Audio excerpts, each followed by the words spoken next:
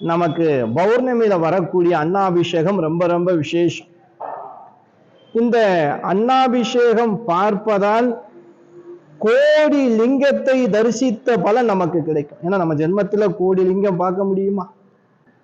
சிவபெருமானுக்கு சாத்தப்பட்ட அந்த அன்னத்தை பிரசாதமாக சாப்பிட்டால் அன்ன தோஷமே இருக்காது, அன்னத்தால் ஏற்பட்ட தோஷங்கள் இருக்காது. ரொம்ப பேர் சாப்பாட்டுக்கே ஒரு நாளைக்கு வலி என்ன அப்படின்னு இயங்கிக்கிட்டு இருக்கக்கூடிய காலம் இது.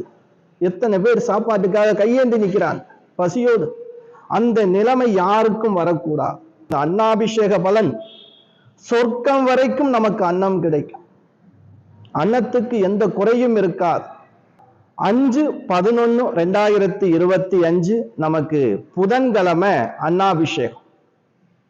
அற்புதமான இந்த நாள் எல்லா சிவாலயங்களிலும் அன்னாபிஷேக சிறப்பு பூஜை நடக்கும்.